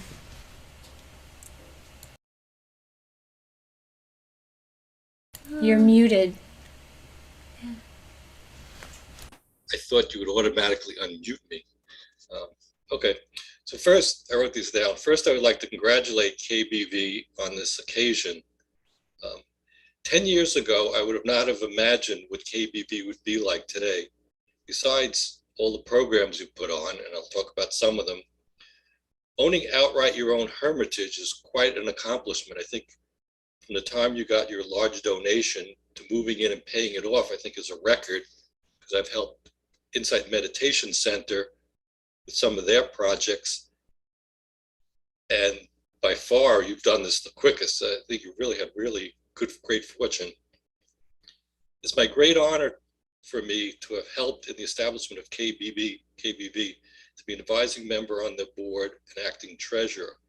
However, my fondest memories of KBV are as follows: driving the sisters on errands, or giving a meal offering, or taking them to teaching events. As you know, the last time I saw Aya was I got a call early in the morning one time, and she says, I'm parked outside. I says, what are you doing outside? She says, well, 2 in the morning, we had to evacuate. And I said, you know, you could have called me 2 in the morning, and you could have come in, and I have a monastic suite in my house, and you could have stayed. Also, another story that would see me mention about Halloween, it reminded me when Arjun Chitta was here. So I took Arjun Chitta and the 2 Ayas out to lunch and then in Los Altos. Then we decided to go for ice cream, offer them ice cream. And we're sitting on the street eating our ice cream in Los Altos. And we kept on have to telling people that these are not Halloween costumes, that these are real monks and nuns here, because they all thought they were dressed up for Halloween, which I thought was humorous. Some other events, attending or helping out with speaker events, Bonti Piananda, Bhikkhu Bodhi, Arjun Pasano, and Arjun Chitta. Attending and helping out with ordinations, katinas, other ceremonies, and the walk to feed the hungry. I learned a lot from these things. I learned how to put out together a large tent. And I learned that you shouldn't drive spikes in certain places because you'll never get them out. I didn't drive the spike in, but I tried to help get it out. This, I think, was a great program supporting the sisters and Dr. Buchholz, MD, and putting a program on at the Insight Meditation Center in Redwood City on old age, sickness, and death, and the spiritual path, where not only spiritual information was given out, but information on how to make an advanced medical directors, working with doctors, and dealing medically with pain. And I think the people in the community there got a tremendous amount out. It was a 6-week course, and I thought it was excellently done. But as far as my practice is concerned, the most important involving KBV was the first Sutta study class, which Simi mentioned. Many people not know, but out of that class, two men in the class actually ended up ordaining. So the ayahs are really drafted. One of them's actually at Arjun Pasano's monastery in Australia, with a great bunch of people who either knew a lot about the canon or had a great desire to learn. Simi will always have a place in my heart. She inspired me to read the major Nikayas in their entirety, because she did that. And since then, I've read them. I'm on my third reading now. And this has given me new meaning and understanding and inspiration of the Buddhist teachings. And I said to this day, I'm still reading and I'm still involved in several classes and discussion groups. So I'm really, really grateful for that. Again, congratulations, Ayu, and thank you for this opportunity for speaking.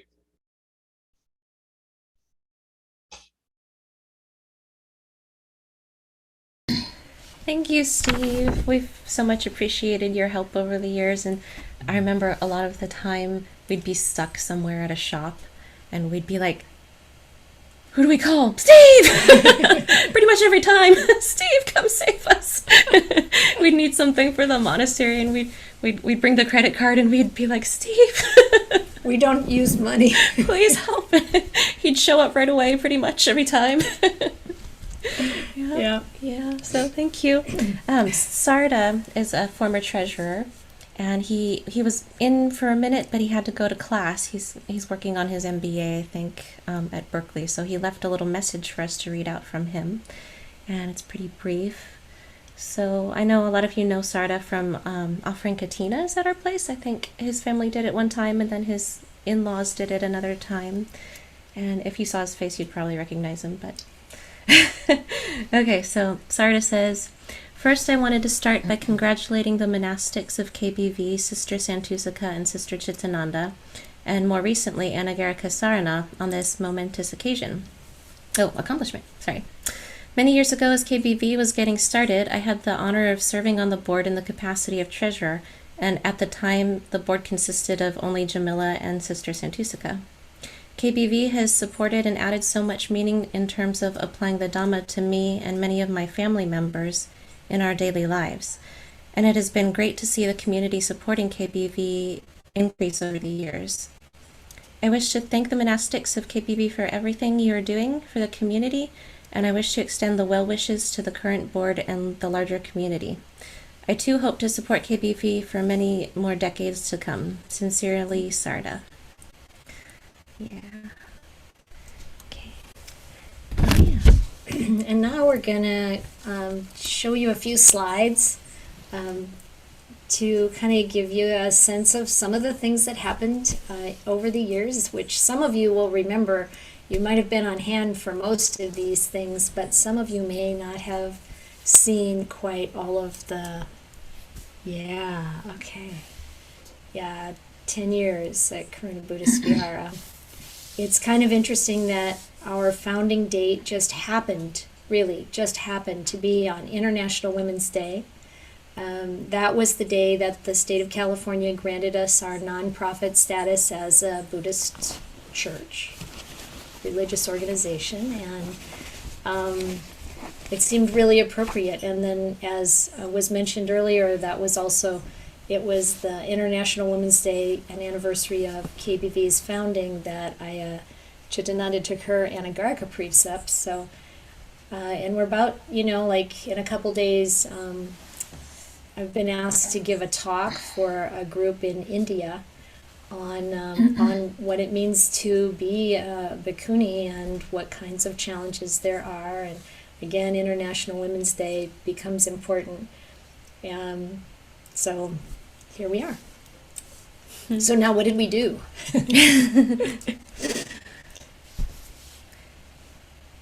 Yeah. So this is the first board and supporters. So on that photo on the left, you can see Jamila on the left and Steve Gassner, and the monk is, he was a monk then, is my son, his Ajahn Gunawarina, and Venerable Bhikkhu Bodhi, and myself, and Wendy, who was our first treasurer. So that was our first board plus Venerable Bhikkhu Bodhi. And then we had Bonti Piananda come. He came to visit, and what I remember about him is he walked in the door. This is at the Millbrae. That's all at the Millbrae house. And he walked in the door, sat down, and began teaching the Dhamma. And that's Sarda, actually, with Steve in the background, and Jamila's mom in the way background, and Bonti Piananda tying a blessing string for Sarda.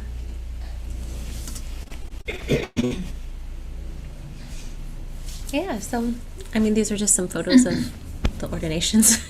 On the left is Ayya Santusaka's Bhikkhuni ordination. That was at Bonti Piananda's monastery in LA. And then my ordination was at Buddhi Vihara in Santa Clara.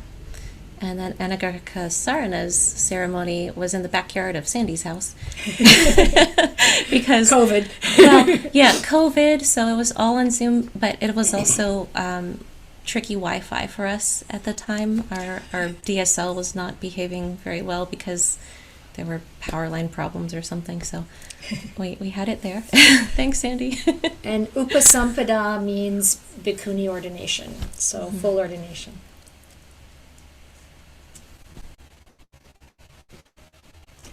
And then these are the katinas. So even though we started in 2012, as you probably know, katina can only happen if lay people step forward to offer it. And I think in 2015 was when you took seminary robes. No. Was it 20? No, it was 20. 15 was Anagarika precepts. I'm in the corner, all whited out. Oh, you're whited out. It's not just the clothes, it's the sun too. So Anyway. I thought you were in brown when we. Oh, okay. No. Anyway, this couple in the front, the 215, that's Joe and Tana. They saw the two of us at Wat Putana Soren. It was a really big day. Ajahn Liam had come to talk, and they came over and they said, "Oh, where are you from?" And all, and we said, "Well, we're in Mountain View now." And they said, "Are you keeping the Vasa?" And we said, "Yes." And they said, "Can we offer a katina?" So that was the beginning. And actually, it made a huge difference to KBV to start to have katina programs. And that tent that you're looking at that goes up in every year, every program, that was the one Steve would go to Milpitas and borrow from Bhante Santa and then bring over and we'd set it up. And so in 2016, Alex and Jacob, so Alex is in the white, well, they're both in white shirt on the left, and Jacob is on the right, and Alex is one of the monks that got launched from KBV. We launch monks as well as bhikkhunis, so we're really quite pleased about that. And they offered the katina that year. And then the 2017 photo is Lynn and Mayura, and you can see Karen Moody there and a whole bunch of other folks. And we're always blessed to have the Aloka Vihara sisters come to participate in our katina, and other nuns. In 2018, on the far left, you can see Aya Satima. She came out from Colorado. She gave a really great Dhamma talk. And you can see some of the community members that you can recognize there. And then Martin offered the katina. Yeah, and his wife. Yep. Martin and his wife offered the katina, and that was a lovely offering. All of those were. It was really fun in the apartment in Mountain View, because those are the first 3 pictures. We had. It was an apartment building with 4 units, and we would have to pass the food through the open window out into the backyard. It was kind of a drive-through pickup Donna fair. Yep, so more katinas. I think 2019 we had to have it at this, I don't know, like party place, this party hall, banquet hall kind of thing, because we had just moved from the house in Mountain View out to the Hermitage, and that year, I think it had flooded in the house that we were renting, so we had to just kind of do this event in town, and we had people come out to the Hermitage afterwards. And that's Sarda again talking. He's got the mic in his hand. They offered the Katina. Yep, he and his wife offered that year. And then the next year, 2020, was pandemic year, all on Zoom again. There's Arjun Pasano and the Aloka sisters. And that year, who offered it that year? Gosh, it's all been a blur. I think Linda and who besides Linda was there another? There was another. Yeah, there were Linda and a whole group of women came together to offer the Katina. Yeah, it was a group. Yeah. From the Pacific Northwest, like Portland, Seattle areas. Yeah. So that was nice. We had to have that at Harry's house for the Wi-Fi, and then we had this year again online at Sarda's house. Yeah. And this year his in-laws Dill and his sister-in-law Shalini offered, and we don't know yet about this year because no one said anything. We haven't heard from anyone Don't know. yet. We'll see what happens. Okay. And then we did quite a few walks to feed the hungry over the years, starting in 2011, and in different places. This one was in San Jose. We did them in San Francisco, Sacramento, Escondido, and I don't know if there were any other places, but it was wonderful thing to be involved with Buddhist Global Relief. As many of the people who know came and participated at KBV, we participate in these walks to feed the hungry. It was a tremendously wonderful organization, and this picture is taken at Buddhi Vihara with Bhante and Mara Buddhi and the other venerables that live there, and they also have been an incredible support to KBV, and they offered to host whatever events we might want to have, which is why Chittananda's Upasampada and Bhikkhuni ordination was also held there at Buddhi Vihara. Yeah, this was at the apartment in Mountain View again.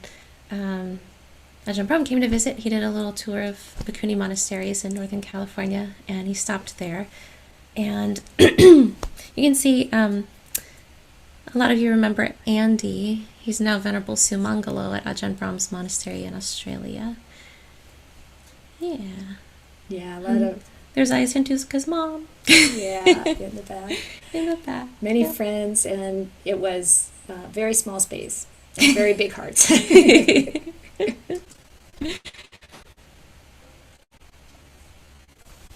This was half of our moving crew. You can hopefully see some familiar faces there. It took us 2 days to move from the apartment to the bigger house on Donna Street. The post office pronounces it Dana, but what do they know? So it was an amazing transition for us, and it gave us a chance to do day-long retreats and other things at that new location. So this was one day, and then we had a second day where some people brought in all the food, and it was such a wonderful time. We had a great time moving, and we really appreciate everybody's support. Yeah, so we had a little shrine consecration ceremony when it all got together. A friend made the shrine cabinet for us, and it's now in storage, but it'll come out again when we get the meditation center up and running. Yeah, yep. And there's this, just pictures from the day. It was a panoramic shot, I guess, on the bottom there where you can see the kitchen area where all the people are, and then the other side has. Well, thank you, Harry. The other side has monastics from like 6 different places. Yeah. Some monks from Abhayagiri and Buddhi Vihara and the Thai temple. Yeah, Wat Puthanusorn, other places. And then Aloka Vihara came with us too. And we took one trip so far with a group to Thailand, and here we have everybody. I know some of you are here today. There's Elizabeth, and no, they can't see my God. Okay, Elizabeth and there's Harry. Harry and Kaylin and Aya Chittananda's mom, Ariane and Eddie, and the other folks were also at Ajahn Gunha's at the time, and Ajahn Gunha is there in the back. And we had a lovely, lovely trip to Thailand, and we hope to do that again with people who can come as soon as the pandemic allows safe travel. That's just to make sure you're awake. Not too bored yet. Okay.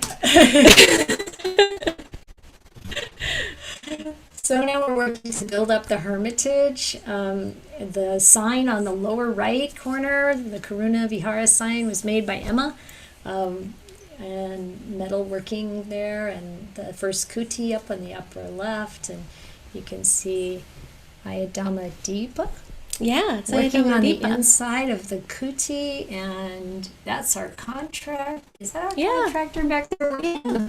The bathroom laundry project. And that's Anagarika Sarna pulling the building apart in the top right corner there. Oh my. With Blueberry, the three-legged dog that belongs to the contractor. She's been really fun to have around. Yeah, she's sweet. I mean, Anagarika Sarna. Oh, did I miss one? No, that was it. Okay. Sorry. Back. It's good. It's good. Okay. Lag. Yeah, so we had a bunch of people come out to help build our first little building. It kind of looks like a coopy, but it's mostly just storage because it's a shed from Costco. But you can see some of the people volunteering. There's Val and her ex-partner Ishi, who some of you got to know. And that's Weston and Phil's there, and then Paul. So they're putting piers in for the building. And then we threw it together.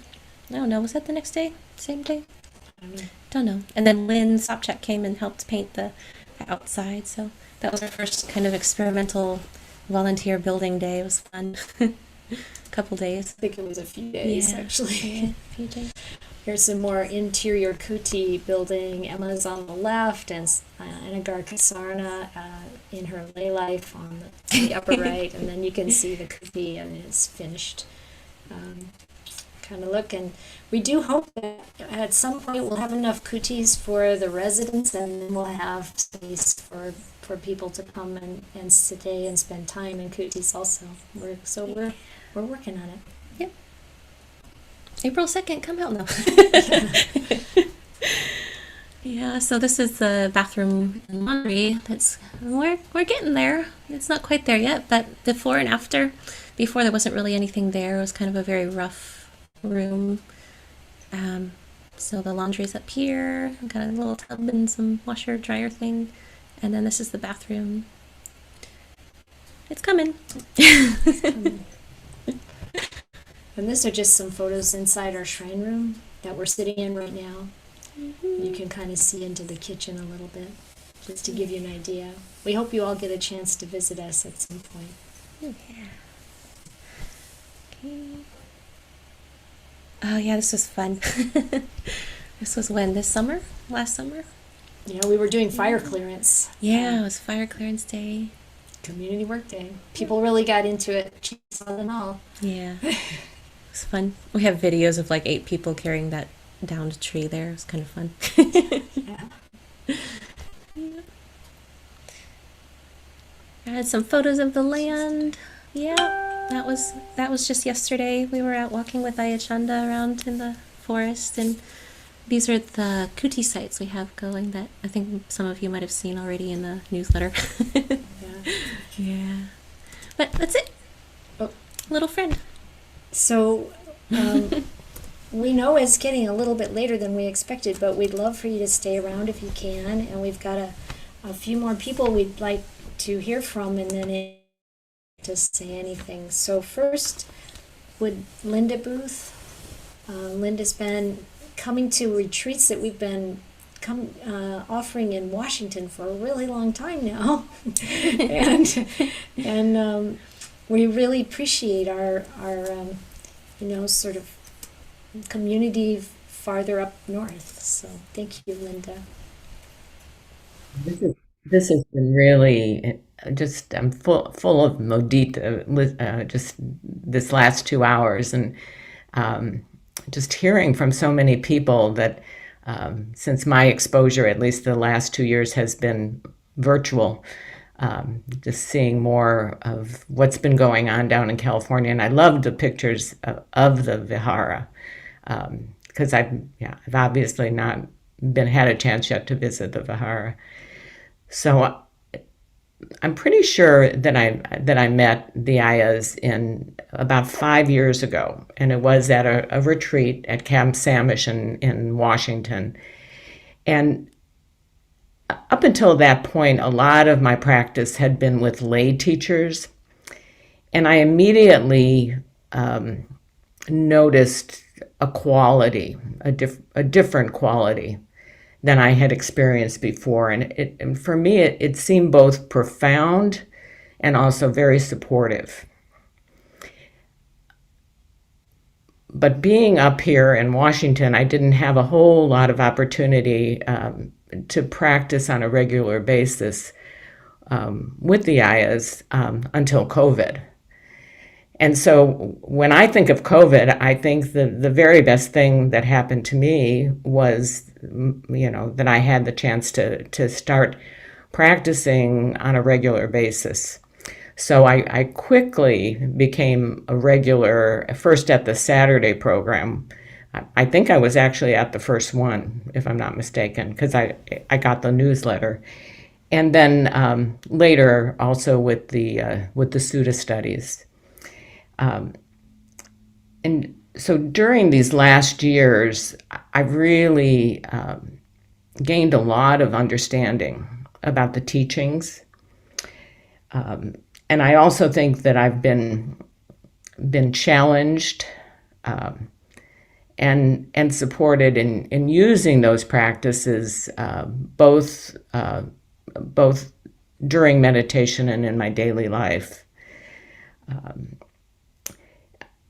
Also, I think that there's been a lot of inspiration, and there's no question about it that for me, the most inspiring moment has been participating in watching Anagarika. I'm not going to be able to say this right now. Anagarika Sarana's precept ceremony. It's just so inspiring for me. So I think I just want to thank you all for both your commitment to the Dhamma and also your kindness, which comes across in all the teachings. And I do wish for KBV that you thrive and that you continue to be able to offer the Dhamma to us for many years to come. So.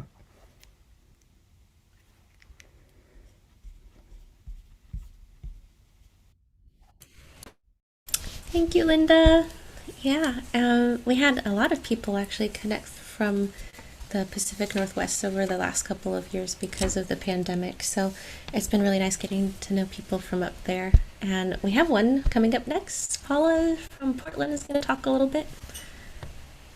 Eventually. Yeah, there we go. Hi, Paula. Hi, everyone. I just want to say it was really great as a newer member to hear about the history of KBV, and I just want to thank all the previous board members for all their work and inspiring talks. Really nice to hear. And like in speaking today, I feel like I'm representing so many community members that have, like me, found a virtual meeting place in Karuna Buddhist Vihara via Zoom. I'm probably echoing what Linda said because I think we both have that same experience. We're physically miles away from Boulder Creek, but yet, we were able to participate and learn. And I agree with so many that, as Linda said, that Zoom as a media was a great practice to learn the Dhamma and the silver lining to the pandemic. So, and everybody today has sort of thought about when they first learned about KBV, which I thought is funny because we all kind of think about, that moment. And I learned about KBV in March of 2020. And I had planned to attend Aya's Santusika's retreat at Portland Friends of the Dhamma, but didn't attend due to my caution because COVID was having rising numbers. And then afterwards, Portland Friends of the Dhamma shared the video that she had sent them entitled Words of Encouragement. Something really deep inside me connected to her on that day, and I was just sobbing about the compassion that she had for all of us. It just touched me. That talk inspired me to attend the Sutta study on Wednesday evenings and the Saturday morning, How Do We Apply Dhamma to This program. I really related in those early days about learning Buddhism because I was still pretty new to it, to the Buddha's teaching of ehipassiko. It just encouraging investigation. Like here was a teaching that I could try out. My science background kicked in. Okay, let's make this an experiment and see if I was better off practicing it. And then I found myself experiencing what I learned the term was samvega, the spiritual urgency and energy to progress on the path and, you know, find some freedom from suffering. And I really did start with very limited knowledge of the Dhamma, and Aya Santusika patiently answered weighty questions about anatta, anicca, dukkha, and more. And she treated me with dignity and encouragement. And I remember being so excited and relieved that there was a clear path to follow. It's like nothing I had ever had before in any of my spiritual quests, which there were many. So for me, KBV, Aya Santusika, Aya Chittananda, Inspirational, Anagarika, Sarana, and all the Kalyanamitta I have made have been a rock I could hold on to during COVID. My mood has improved and a new sense of purpose has filled my life. And I'd like to thank Aya Santusika, Aya Chittananda, and the KBV community for sharing metta, karuna, mudita, and upekkha with me. Thank you.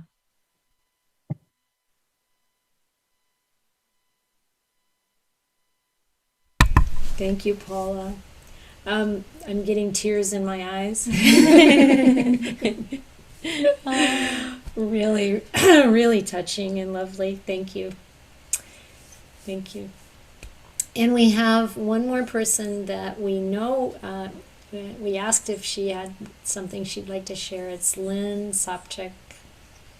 And hi, Lynn. Lynn is also known as for a very long time. Thank you, Lynn. Yeah, Chittananda and I are both Chittananda and Aya Santusika, and I go back quite a ways. First and foremost, as a member of the community, I just want to thank the monastics that have supported the formation of Karuna Buddhist Vihara and the teaching and advice that they've provided to Aya Santusika over the years as she's become a Dhamma Mama to Chittananda, Aya Chittananda now, and just to watch this group blossom has been really heartwarming. Again, the support of the board members who throughout the years have made this happen by, you know, through their skill and financial dealings and being able to acquire the properties and provide them with what they needed to build this community. It's amazing to have watched this happen, and for all those that have supported them financially to now own this property. It's truly amazing. It's hard to believe, but Aya Santusika and I met when she was in white robes 20 odd years ago, when she was on a tudung around the bay with Aya Tantaloka, and we met on the porch as I offered a meal learned that sweet potatoes were a fondness of Iacentusicas, and an avocado, always a big hit.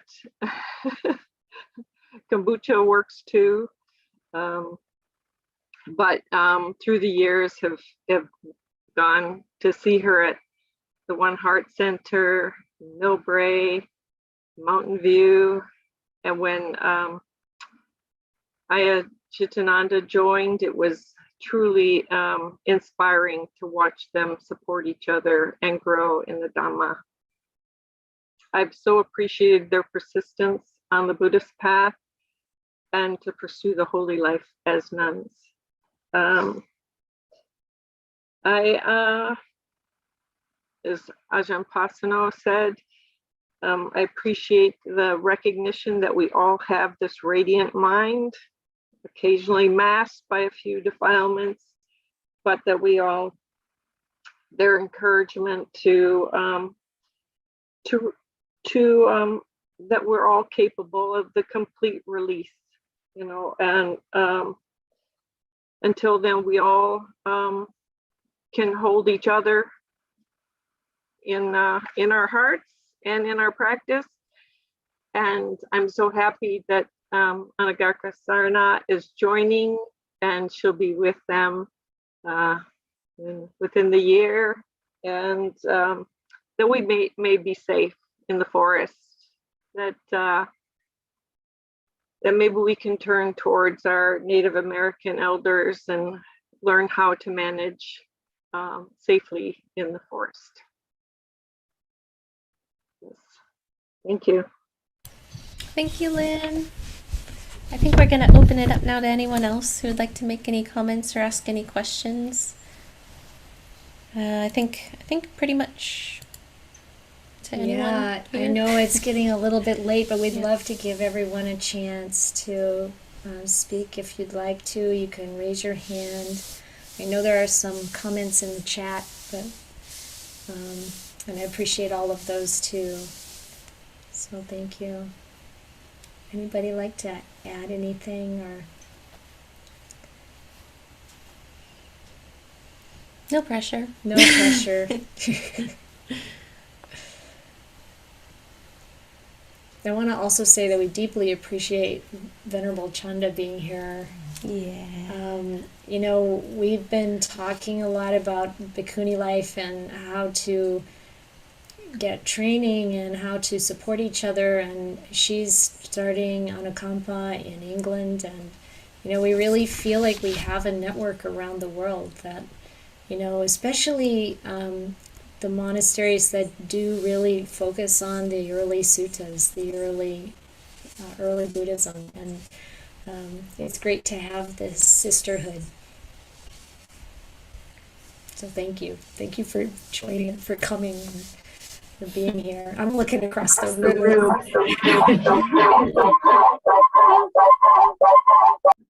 You can speak, it'll pick it up from here. Okay, go I ahead. just wanted to express my gratitude for being here and to echo what Aya said, that it's not just a local movement, it's an international one, it's a global one. And that gives me great encouragement, and hopefully all of us great encouragement to recognize that, you know, what we're doing, even though we're doing it in our own monasteries, these monasteries belong to the Sangha, and they belong to all of us, actually. And that includes all of the lay community too. So we're really creating places for people to come and meet and to practice together. And you know, your practice inspires our practice, and hopefully vice versa. And I've been here just a couple of days, but it's incredible to be surrounded by these gigantic redwood trees. I'm just wowed every time I open the window and look outside, and it's like, boom, there they are, like straight up to the sky, you know, like completely stable and steady and resolute, you know, in their quest for the light. And it's quite inspiring to be around them, you know, and to realize that, yeah, we have to make ourselves as strong and deeply rooted as those redwood trees in the Dhamma, and keep on, looking toward the goal, which is possible even in these days. So thank you to all of the supporters of this wonderful Vihara. I really appreciate both Ayya Santutika and Ayya Chittananda, both as spiritual friends, but also great examples on the path, and great practitioners of the Dhamma who really do take the Buddha, Dhamma and Sangha as their refuge. So being around other Sangha, especially for myself, who's very isolated from other bhikkhunis in England, just like Santa Chitta mentioned at the beginning. There's only one bhikkhuni in England, and it's quite lonely, quite isolating, and difficult to get things started. So being around other bhikkhunis for me is quite wow. I look around and I say, whoa, other people do this too. Other people think this is worthwhile too.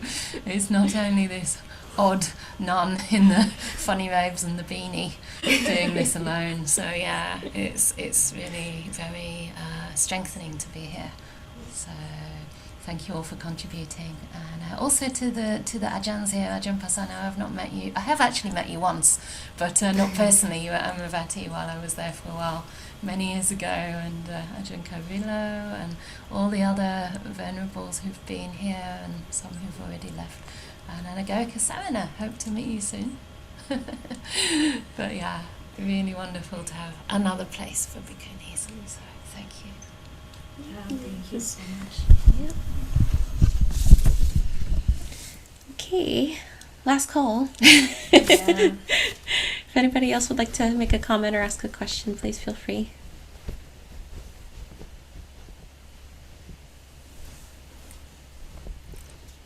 I think we'll chant some blessings then. Okay. So,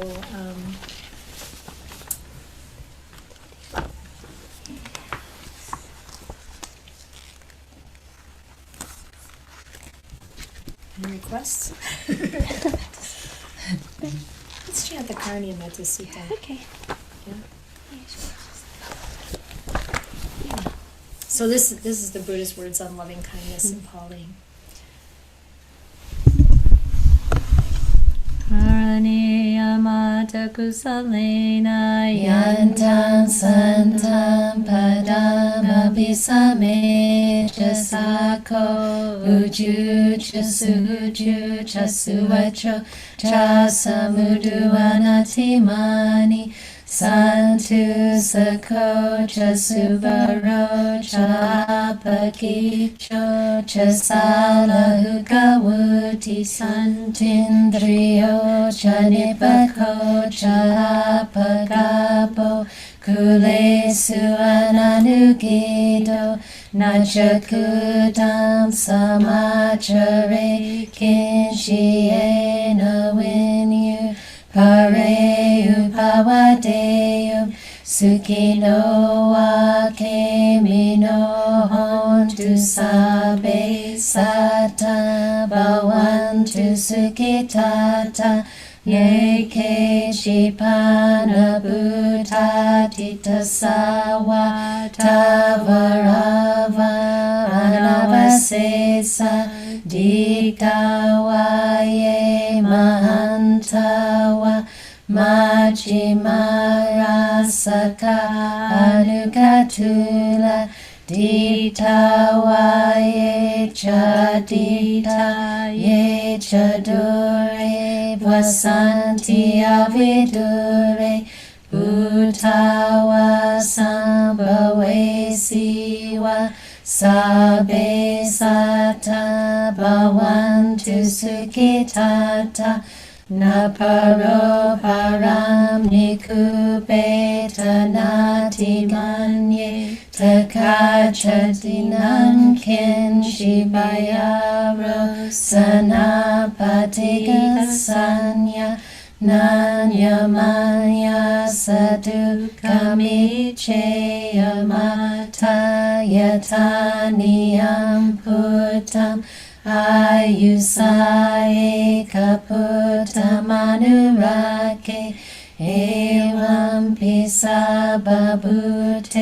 sumanasam bhavaye aparimanam Metansha sabalokasmim mana sambhavaye aparimanam Udam adochatiriyan cha sampadam aweram asapatam titam charam nisinoa sayano vayavata savigatamido etam sate mediteya brahmametam Viharam idama uditin chanupagama silawa dasanena sampano kame suineya gedam nahi jatu gabaseya punareti. Jayanto Bodhi Amule Sakyanam Nandiwadano Ewang Tuwang Vichayo Ho Hichaya Sujaya Mangalai Aparajita Palanke Sise Patavipokare Abhiseke Sababudana Agapato Kamodati Sunakatam Sumangalam Supapatam Suhutitam Sukano Sumahuto Chasuitam Brahmachari Supadakinam Kaya Kamam Vacha Kamam Padakinam Padakinam Mano Kamam Panidite Padakina Padakinani Katwana Labantate Padakine. May you have every good blessing. May all the devas protect you. By the power of all the Buddhas, may you ever be well. May you have every good blessing. May all the devas protect you. By the power of all the Dhamma, may you ever be well. May you have every good blessing. May all the devas protect you. By the power of all the Sangha, may you ever be well. Thank you, everyone. This was a wonderful, wonderful time together, and we look forward to many, many more times together, sharing the Dhamma, seeing you all, hearing about your lives, working together, playing together, and really practicing the Dhamma, supporting each other.